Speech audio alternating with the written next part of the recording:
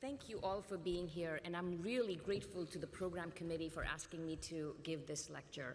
It's a humbling experience, and it's a tremendous honor. I hope I can do justice to it. So the title of my talk is basically what I'm going to talk about, which is our efforts to use a small animal model to understand how and why we sleep. And I have no conflicts to disclose. So sleep is a behavioral state that is seen in many different species. More than 20 years ago, sleep research was restricted largely to mammals and a few birds. But since then, we have models for sleep research that include the fruit fly, Drosophila melanogaster, zebrafish, C. elegans. Some are not shown on here. People are using aplysia. And the most recent model developed is that of the jellyfish, which doesn't even really have a brain. It's the most primitive nervous system. It's a nerve net. And they've been shown to have a sleep state. So what do we know about sleep? Very broadly, we know that the timing comes from the circadian clock. And then the need to sleep comes from the homeostatic system, the drive to sleep, in other words. Now, the past 25 years has seen a lot of progress in our understanding of the mechanisms that generate circadian clocks, the clocks that drive the timing of sleep. And you just heard Dr. Gibbons also allude to this. So the 2017 Nobel Prize for Physiology or Medicine was awarded to 3 researchers who elucidated molecular mechanisms of the circadian clock. And these were Mike Young, Michael Rosbash, and Jeff Hall. So this is work that I was closely involved with. My colleague Jeff Price and I discovered the timeless gene when we were postdoctoral fellows in Mike Young's lab. And I can tell you that it was a real treat to see this process come this far. This process of circadian biology, which 25 years ago, or at the time I started to work on it, was not only poorly understood, but also not really familiar to most people, and certainly not taken seriously. So the question is whether we can do this for the other system that regulates sleep, in other words, the homeostatic system, which accounts for the drive to sleep and ensures that an organism gets enough sleep to serve whatever functions sleep might be required for. And I think most people here would agree that major questions about sleep are, why do we sleep? What is the function? And the second being, what drives sleep? So what is it that makes us sleepy when we've been awake for a long period of time, or when we're sick, and so forth? Now, we use a Drosophila model to answer these questions. The Drosophila model for sleep was developed by us, and our collaborators, Joan Hendricks and Alan Pack at the University of Pennsylvania. It was simultaneously developed by Paul Shaw in Giulio Tononi's lab, and the model has really caught on. So at this point, there are close to 50 labs around the world that study fly sleep. In fact, I'm organizing a meeting on fly sleep along with Jerry Rubin at Genelia, Howard Hughes in November, and we had trouble restricting the number of people that we were inviting. We were already at 35 PIs who study fly sleep. So I'm going to talk today about 2 recent projects in the lab. One of these evolved from our circadian work and is getting us at what we believe is a cellular function for sleep. And the second project relates to this question of what drives sleep on a molecular level. Now, along the way, I will allude to the extent to which the mechanisms we're finding in flies are conserved in mammals. And I'll also try to put our findings in the context of what is known in the sleep field. So as I mentioned, the first project evolved from our circadian work. Now, we have some understanding of how clocks are generated, as I just mentioned. So a lot of the effort now in our lab and in the circadian field is trying to figure out how it is that clocks drive behavior and physiology. And just to be clear, clocks don't just drive the timing of sleep. Clocks drive rhythms in pretty much all aspects of our physiology and the physiology of most organisms. So what we've been doing is mapping circuits in the fly brain. So this is a schematic of a fly brain, if you will, is mapping circuits in the fly brain that carry time of day signals away from central clock cells. So there are cells in the fly brain that contain clocks, and these are the ones that maintain time. And what we're doing is trying to figure out how those signals are transmitted through the rest of the brain to produce rhythmic behavior. In other words, we're mapping the circuits. And in the course of this work, so we mapped circuits that produce rhythms of locomotor activity, and we found that these circuits actually also control peripheral metabolism. So some of the rhythms in peripheral metabolism are driven by the clock in the brain. And that made us realize that clocks exert a profound influence on how the brain controls the periphery. So we started to ask, do clocks have any effect on how the periphery feeds back on the brain? And the experiments we started to do were to injure flies in the periphery and measure the inflammatory response in the brain. And we found that those responses were rhythmic. There was time of day regulation. But it turned out that it wasn't because of clocks it wasn't driven by clocks in the brain, and it wasn't driven by clocks in the periphery either. It actually was driven by a rhythm in this layer that surrounds the brain, which is the blood-brain barrier.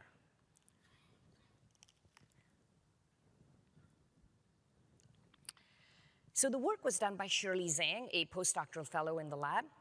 And the experiment that Shirley started to do when she realized that there might be a rhythm in the permeability was she started injecting flies with rhodamine B, which is a xenobiotic, and it's fluorescently labeled. So she would inject them in the periphery, and then 60 minutes later would measure the amount in the brain and in the body. And what she found was that there was a rhythm in permeability. So if you look over the course of a day-night cycle, then permeability was highest at night. And this rhythm was lost in flies that lack a key circadian clock gene, the PER gene. So that says that it is controlled by the clock. So what Shirley asked then was, where is this clock that drives the rhythm of permeability? I told you there are clocks in the brain, but of course there are also clocks in many other tissues. So she looked at the blood-brain barrier itself to see if there was a clock located in this barrier. Now, this is the point at which people start asking me, but flies really have a blood-brain barrier? And yes, they do. So flies don't have blood. They have a circulating fluid that's called hemolymph. And they don't have blood vessels for the hemolymph. They have an open circulatory system. Nevertheless, there is a barrier which is made up of two layers of glial cells that are called PG and SPG that separate the hemolymph from the blood, from the brain, and basically protect the brain from external influences. The SPG layer is equivalent to the endothelial layer in the mammalian blood-brain barrier. This is the layer where the cells are connected by tight junctions, so it provides a very impermeable barrier. So Shirley asked, does either of these layers contain a circadian clock? And she found that indeed one does. The PG layer contains a clock. So she used genetic tools to disrupt this clock and found that when you do that, you lose the rhythm of permeability. So on the left here, you're looking at the rhythm in controls. So the permeability is highest at night. When you disrupt the clock in the blood-brain barrier, you lose that rhythm of permeability. So why is the permeability high at night? Now, it could be high at night because the dye or the xenobiotic just gets in better at night. But it turns out that that's not the case. It's because efflux is high during the day. So efflux is the process by which the blood-brain barrier pumps out molecules that are getting into the brain. And these are typically small lipophilic molecules that can get in through the membrane lipid bilayer, and they are then actively pumped out. And the active pumping uses specific transporters. These transporters of the P-glycoprotein family, the multi-drug resistance proteins are among these. So we asked, where are these transporters and how are they regulated? Why are they showing rhythmic activity? And we found that these transporters localize to the SPG, the non-clock layer of the blood-brain barrier. So the PG layer shown on top is, in purple, is distinct from the green labeling for the glycoprotein transporters, but the SPG layer, the two are superimposable. So now we have this situation where the clock is located in one cell type and the transporters are in the other cell type. And the question is, how does the clock in the PG affect the activity of transporters in the SPG? It took us a long time to figure this out, but I'm gonna just show you the model and walk you through this as to how this works. So it turns out that what the clock does is to drive a rhythm of cell-cell communication. And the way it does that is by driving rhythmic expression of gap junctions. So these layers are connected by gap junctions, and during the daytime, which are the wake hours for the fly, the gap junctions shown here in green are limited in number. So these layers are not very well connected. And under those conditions, magnesium is very high in the layer that contains the transporters. At night, the gap junctions increase under control of the circadian clock. And so the magnesium falls because it equilibrates across the gap junctions with the other layer. So the other layer serves as a sink for magnesium, and magnesium concentrations go down. Now, why is magnesium important? Magnesium is important because it's an active activator of efflux transporters. So high magnesium during the day increases the activity of these transporters and so decreases permeability. So if you have a xenobiotic, shown here in these little pink balls, and it's getting into the brain at night, during the day, the transporters will pump it out. At night, the magnesium is low, so the xenobiotics just get in. Now, since this work was published last year, we've extended it to mammalian models, actually to mice, and to a human culture model of the blood-brain barrier. And we find that the same thing is true, as in efflux transporters are active during the animal's wake hours, so which in mice would be during the nighttime. And that means that the permeability is higher during sleep. And it turns out that the mechanism is also very much the same. So here's the model for in mammals. Now in mammals, unlike flies, every single cell seems to have a clock. So consistent with that, we found that the endothelial cells shown here, which line the blood vessels and separate the blood from the brain, they contain molecular clocks. So we thought that the clock probably just drives rhythmic expression of efflux transporters because clocks drive transcription of many different genes. But so what we did was to take endothelial cells and conduct mouse endothelial cells and conduct RNA-seq. The idea being to identify all the transporters that are expressed rhythmically. And what we found was that very little cycles in these cells in terms of transcript, very little cycles. What cycles robustly is the magnesium transporters. And they are shown here in these little blue blobs. So the magnesium transporters are much higher during the wake hours, which for the mouse is at night, and they're lower during the rest hours or the sleep hours. So xenobiotics during wake are pumped out, but then during sleep, they are able to get in. So what's the significance of a rhythm in the blood-brain barrier? Now, we think that it has endogenous functions. In other words, that there are molecules, perhaps, that arise in the periphery that should only be getting into the brain at night, perhaps to promote sleep, perhaps to decrease feeding. But it struck us that there's also relevance beyond that, because it turns out that a lot of drugs are substrates of efflux transporters. For instance, the drug used to treat epilepsy, phenytoin or dilantin, is a substrate of efflux transporters.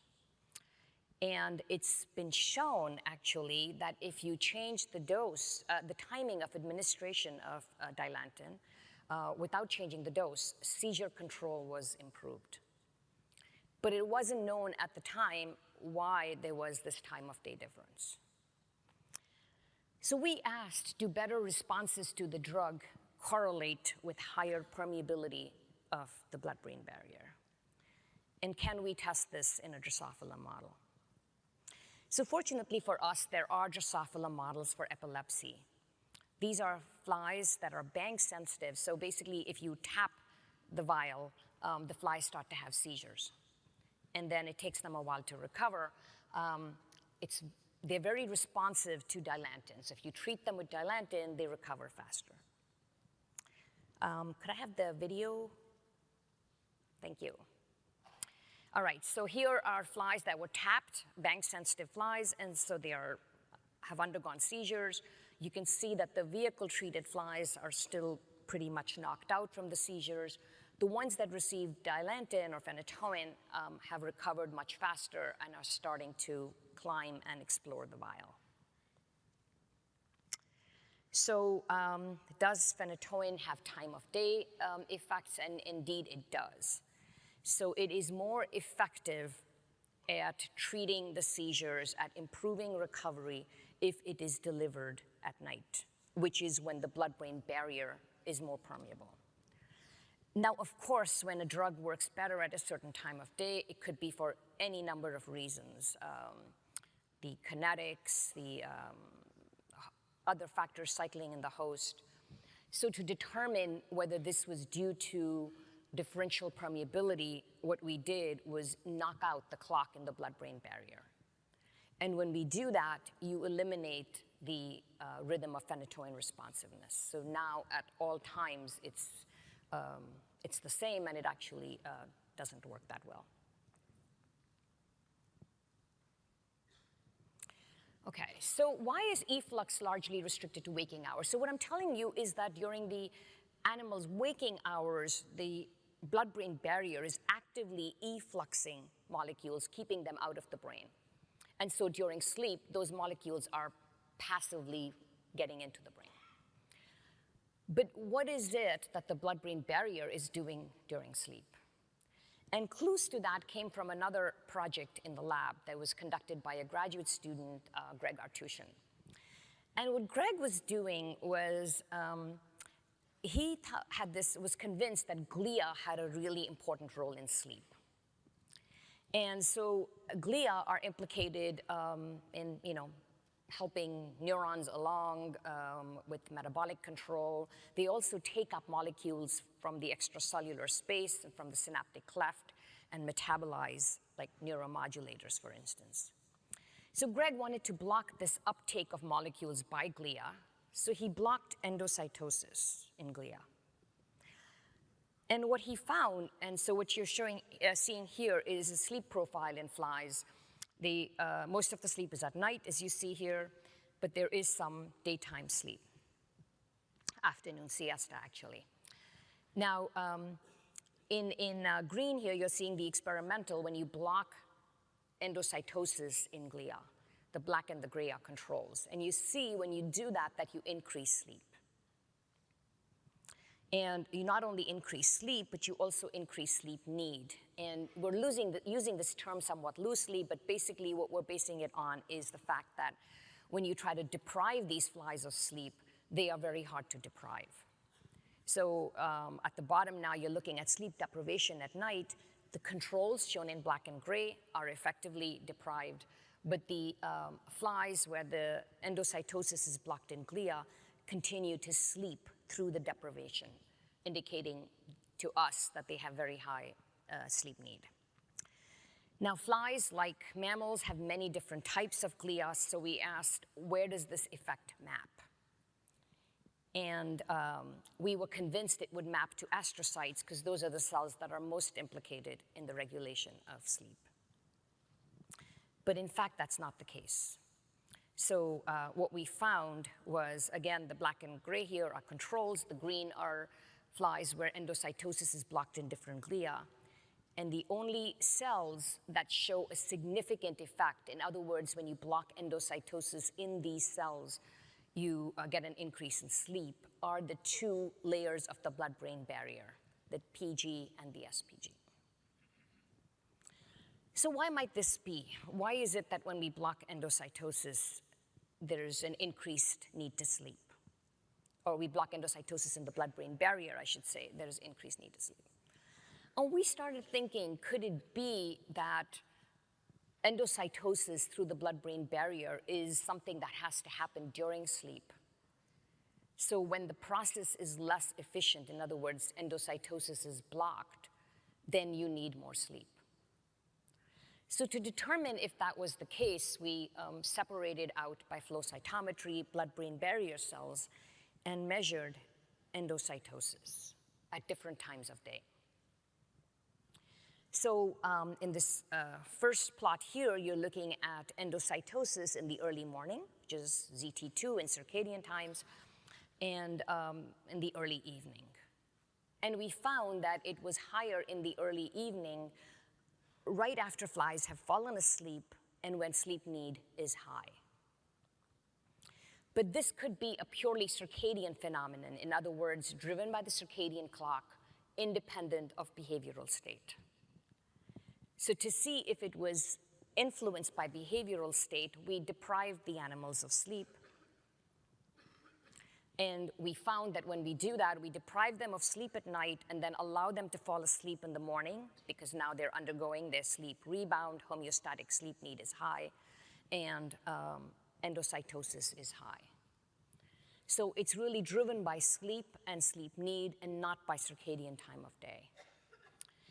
Now, if that's the case, then other measures to increase sleep and sleep need should also produce high endocytosis, and indeed that's the case. So if we treat sleepiness with the drug Baxidol, which increases GABA signaling, you also see an increase in endocytosis. So to summarize this part of my talk, what I've told you is that the Drosophila and the mammalian blood-brain barrier are regulated by local circadian clocks. And what these clocks are doing is driving a rhythm of efflux, so the process by which molecules are pumped out, molecules that are getting into the brain are pumped out by the barrier, is higher during wake hours, and so permeability of these molecules is higher during sleep. And this has obviously clinical relevance because drugs that are targets of this mechanism would work better at night or during sleep. And at those times, we would argue that you could probably get away with a lower dose and have fewer side effects. And we know that in both Drosophila and mammals, there are rhythms of magnesium that drive the rhythmic efflux. And I've told you also that there's a reciprocal relationship between sleep and the blood-brain barrier. This work we've done in flies. We haven't yet carried it to the mouse, although we plan to do so.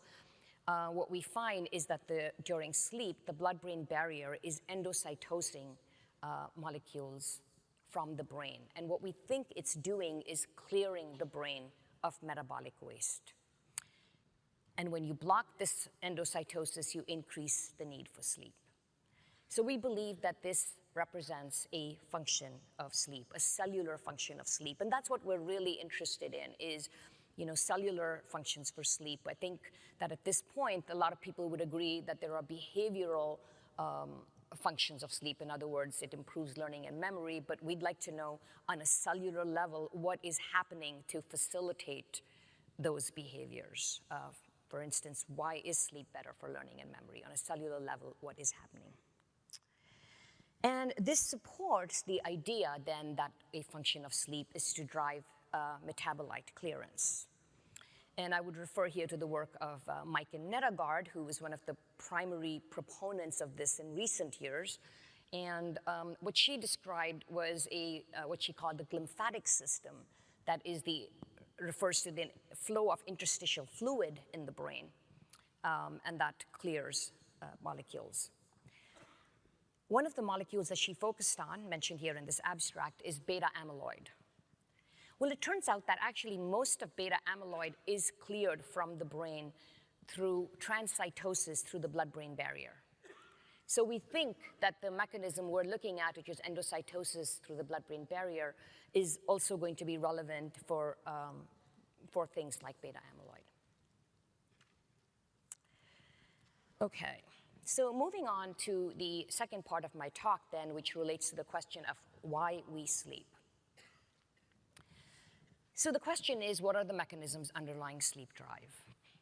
Now, when we first developed a Drosophila model, first thing that we and others did was to determine whether the molecules that regulate sleep in mammals have similar effects in flies. So we looked at all the known neuromodulators, dopamine, serotonin, histamine, GABA. And indeed, they do have corresponding effects on sleep in flies.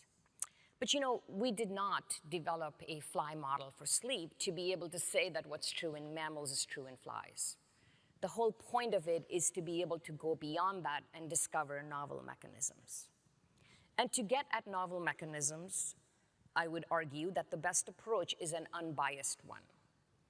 And in flies, there's a great way to take an unbiased approach, and that is to do what's called forward genetics, where you mutate animals, randomly look for ones that affect your process of interest, in this case sleep, and then figure out what genes were mutated to cause this, and then start putting, you know, that whole mechanism together.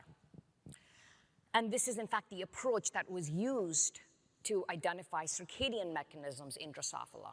And so the three researchers who won the Nobel Prize were Drosophila researchers, and they figured out how the molecular clock works, and those mechanisms turned out to be conserved in mammals and in human circadian disorders, such as the one that Louis Potacek works on. Now, I would argue that Drosophila has an additional advantage for studies of sleep, even beyond its use for, you know, we clearly know that it was important for figuring out circadian mechanisms which time sleep, but I would argue that for sleep homeostasis, there's an additional advantage. And that is that unlike circadian rhythms, which tend to be very robust, consistent, stereotyped, just independent of background and environment and so forth, a mutant is a mutant is a mutant, no matter what strain it's in. They're very, very robust phenotypes. Sleep is not like that. It's very variable. The amount of sleep, which presumably reflects homeostatic regulation, is different from animal to animal, from strain to strain. And so in order to get a mutant that you can use to dissect mechanism, such as was done for circadian rhythms, you need a really robust phenotype, because you need it to be cleanly separated from the very wide distribution of the mean. And I would argue that in flies, it's easier to get such robust phenotypes because there's less compensation and less redundancy. And indeed, we're able to get the very robust mutants. So here is the first mutant that we got out of a genetic screen in flies, and we called it sleepless for obvious reasons. So you can see here in males on top and in females at the bottom, that sleep amount is greatly, greatly reduced in sleepless flies. So if you look at the quantification on the right, sleep is reduced by more than 80%.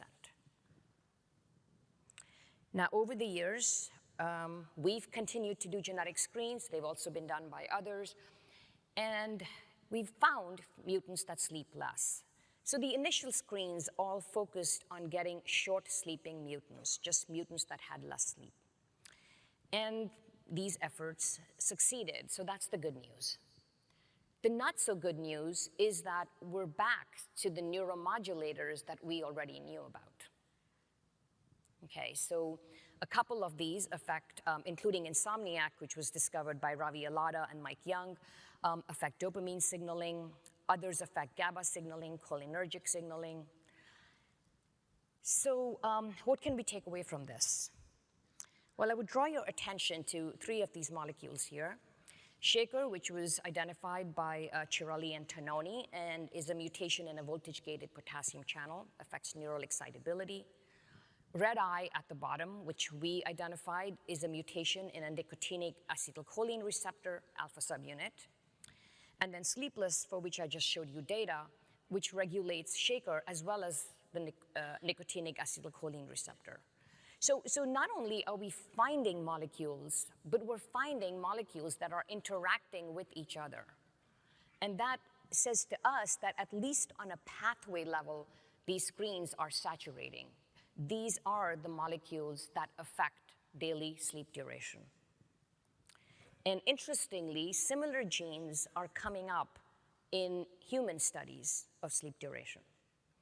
So Morvan syndrome, which is a neurological disorder that's associated also with significant insomnia, it turns out that those people have autoantibodies to voltage-gated potassium channels, such as the one encoded by Shaker. And a huge GWAS study done by Till Ronenberg and colleagues in Europe identified effects of a potassium channel, KATP channel, on sleep duration, human sleep duration. And he showed that this effect is conserved in flies. But what was really exciting to us was that among the top hits in this study were also a regulatory subunit of Shaker and a alpha subunit of a nicotinic acetylcholine receptor. So these molecules seem to be important determinants of daily sleep duration. Question is, are these the homeostat? Are these the signals that are conferring sleepiness to the animal or to the human and driving sleep? And we think not. We think that these are neuromodulators that are modulating the brain in response to upstream homeostatic signals, and they are allowing sleep to occur. But they themselves are not the drivers. They are, in other words, they are permissive, but they're not instructive. So basically what we've done when we mutate them is we've created genetic models of insomnia. The animals we're looking at have need to sleep, but they can't sleep. Now, one other point I would make in favor of conservation is that I said it was hard to find strong phenotypes in mice, and that is the case, but nevertheless, a very heroic screen for sleep mutants in mice was done by Masashi Yanagisawa's lab, and they indeed found 2 mutants that affect sleep duration in mice. And what was really thrilling for us was that one of these molecules had been shown to affect sleep in flies by us, and another one actually had been shown in worms. So again, speaking to the fact that mechanisms seem to be conserved. But again, back to, are any of these the homeostat? And I just told you that I think that these neuromodulators at least are effectors of sleep homeostat, but are not the homeostat themselves. They are just modulators that modulate the brain for other purposes and then also for sleep. So that raises these questions, and the first is, are there specific dedicated genes that contribute to sleep homeostasis? And I think the answer to this is going to be no. As opposed to the circadian clock, where there were specific genes whose only function, it seems to be, is to make a circadian clock, I think sleep is probably too intertwined with normal physiology for there to be dedicated genes. But that doesn't mean that we can't find things that are instructive for sleep, that drive sleep. Okay, I said the other genes we have are probably permissive, not instructive. Can we find genes that are instructive? Can we find something that induces sleep? So this is when Hirofumi Toda, a postdoc fellow, came into the lab and decided to do a gain of function screen to identify sleep regulators. And basically what he did was overexpress every Drosophila gene possible in all neurons in an inducible fashion and examine effects on sleep. Now, the reason I say every gene possible is because we are limited somewhat in what we can get tools and reagents for. But he did a really great job of covering as much of the genome as he could, and he screened more than 12,000 lines. Now, I got to tell you that even for flies, this is a huge, huge screen. Typically, when we do genetic screens, we screen maybe 2,000 flies. So this is 2,000 lines, so this is huge. And these 12,000 lines correspond to about 8,000 genes. So and he screened males and females. So here's the distribution of sleep. As you can see, it's a very wide distribution in these lines, in males and in females. You'll notice also that overall sleep is less in females. That's typical, characteristic. They also have a lower afternoon siesta. What we're interested in particular, are the long sleepers shown here at the right end and indicated by the arrow. But of course, we picked up the short sleepers also shown by the red at the other end. So we got 7 lines out of these more than 12,000, and these correspond to 6 genes because 1 gene was isolated twice through independent lines. And we found that 5 of these genes reduce sleep when overexpressed. So it's very hard to find genes that induce sleep. Only 1 gene increases sleep. And that turns out to be, we call this gene nemuri, which is the Japanese word for sleep. And for a long time, it was a gene of unknown function to us. When we look at the structure of the gene, it has a signal sequence, so it looked like it was secreted, and we verified that it is secreted, and the secretion is required for it to increase sleep. But then it had lots of arginines and glycines, basic residues in the coding region, and that's actually not typical of peptides. So that threw us off for a while until we realized that there is a class of molecules that has basic residues and that are secreted, and that is the anti-microbial peptides. And indeed, consistent with that, we then, when we narrowed our search for homologs, taking into account that this might be an antimicrobial peptide, we found that it was homologous to a cathelicidin, which is an antimicrobial peptide in fish. So we tested nemuri for antimicrobial activity and found that it indeed has such activity. So when you add increasing concentrations of this protein to bacteria, which are indicated by pink in this top panel, you kill the bacteria, and then the color turns blue, and the data are plotted at the back. So it has robust antimicrobial activity of the range seen in well-known antimicrobial peptides. So here are the data for how effective it is at inducing sleep.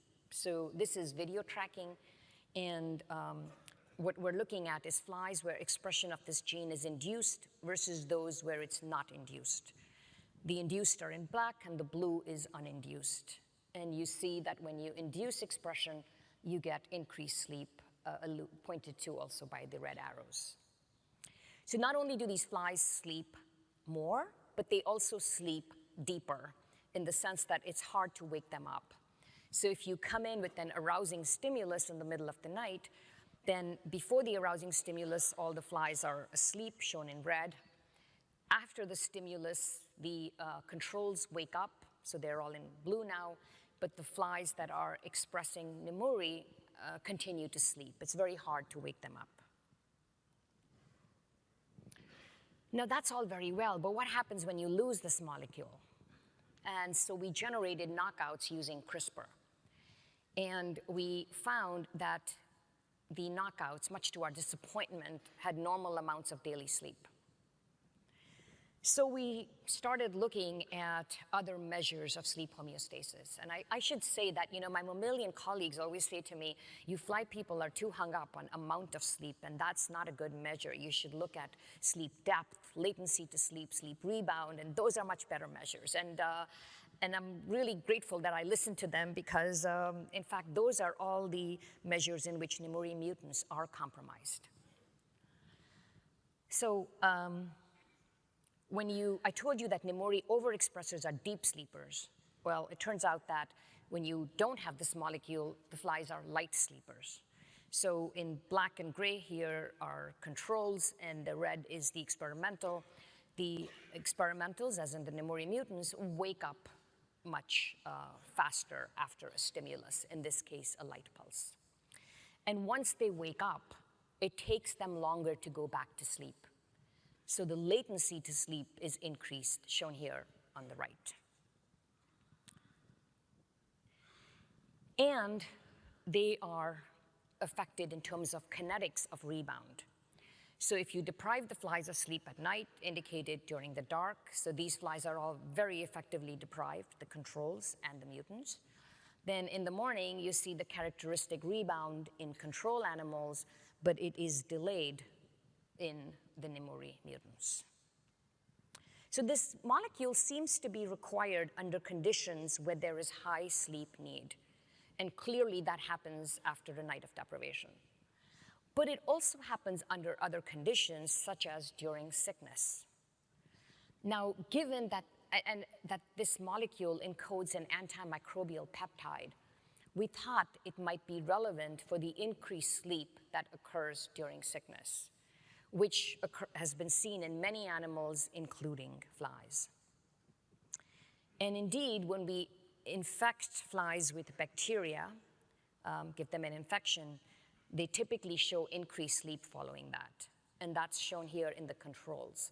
So this is being measured at a time when flies would normally be active, but you actually see significant sleep because they are sick, they've been infected.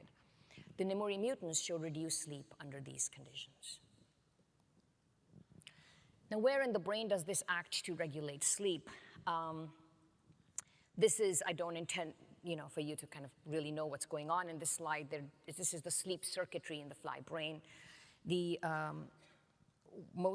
best studied and perhaps most important region of the fly brain for driving sleep was identified by Paul Shaw, and it's the one circled here in pink, and it's called the dorsal fan-shaped body.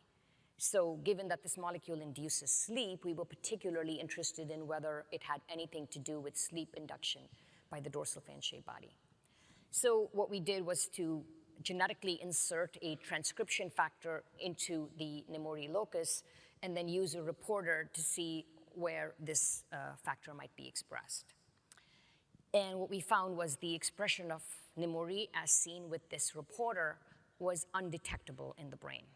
And that was a disappointment because we thought, well, if it's coming from the periphery, God knows what it's doing, what does this mean? And then we realized that at some point, this molecule had been identified as one that gets induced by stress. So many different stressors. So this is a mod-encode study where they looked for genes, all genes induced by stress, and they looked at different stressors. And this was one of the ones that, the positive hits. But they didn't do any more on it. It was a CG something or the other, so they didn't even name the gene. It was just in the literature. So given that it's induced by stress, we asked then, is it induced by the stressor that we would commonly use, which is sleep deprivation? And indeed it is. So under baseline conditions, there's very little expression of this molecule. But when you deprive the flies of sleep, done here mechanically, but we can also do it other ways, you get a huge, huge induction. So now what we did was we sleep deprived the animals and we went back and looked at the brains. And when you do that, you see that this molecule is expressed in very few cells. So here we're using mechanical sleep deprivation as well as caffeine to deprive. And in the controls shown up on top, there's no expression. When you sleep deprive, then in both those conditions, you see expression. You can also see it in green at the bottom. The purple is just the neuropil in the back. It's expressed in perhaps as little as one cell on either side of the midline, and these cells project across the midline to the other side. And they actually project very close to that structure I mentioned before, the dorsal fan-shaped body. We generated antibodies to the protein and found that just like the RNA, the protein is induced by sleep deprivation. And when it is induced, it accumulates in this fan-shaped body.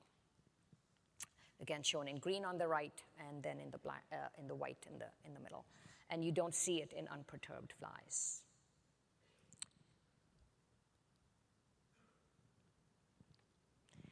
Okay. So, and I should say too that we've now used many different drivers to overexpress this protein, and we find that it induces sleep only when it is secreted close to the region of the dorsal fan-shaped body. So we think it's signaling through that sleep-inducing region of the fly brain. So to conclude then, what I've told you is that through a huge screen, an unbiased screen in flies, we found only one molecule that induces sleep. And this is the molecule we name in nemuri. Overexpression induces sleep. It itself is turned on when sleep need is high. And under conditions of this high sleep need, it promotes deep sleep and it promotes recovery sleep. I didn't show you data for this, but we know that sleep increased by nemuri promotes survival.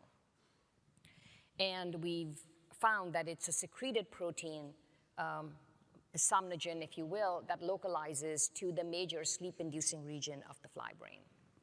So this molecule is sufficient for sleep, and it is necessary for good quality sleep and for sleep when sleep need is high, and its levels correlate with sleep need. Now, the reason I'm pointing this out is because back in the days when we were looking for circadian clock genes, we had developed criteria that should be used to determine whether a gene was a clock gene. Loss of the gene should cause loss of rhythms, overexpression should cause loss of rhythms, the gene should be expressed with a circadian rhythm. And now we're starting to think along the lines of developing criteria for a molecular sleep homeostasis factor, and I think these would be some of the criteria that we would use. And then finally, again, to bring it back to, so before I get there, this is the model. In the periphery, this molecule, nemuri, kills microbes. In the brain, it is induced under conditions of high sleep need. It signals through the fan-shaped body to induce sleep. So this is a dual-purpose antimicrobial peptide. It kills microbes and it induces sleep, and both functions help with organismal survival. Now, I should say that many antimicrobial peptides are now being associated with two functions. Usually, both the functions involve the immune system. So they kill microbes, and they also attract macrophages to the site of the infection. In this case, the second function is not involving the immune system, it's sleep, but we think at the end it is helping with the same goal, which is organismal survival. And then finally, to put this in context, I wanted to acknowledge the pioneering work of Jim Kruger and Mark Opp, who for many years have been making the case that immune molecules are important regulators of sleep. They're turned on during sleep deprivation, and they promote sleep. Their focus has been on cytokines, although Jim has also shown effects of bacterial components on sleep. I would note here that antimicrobial peptides often function upstream or downstream of cytokines. So I think that we expect this mechanism to be conserved. And here are the people who actually did the work. All the blood-brain barrier work was done by Shirley Zhang and by Greg Artushin, and the nemuri work was done by Hirofumi Toda and Julie Williams. And I'll stop there. Thank you.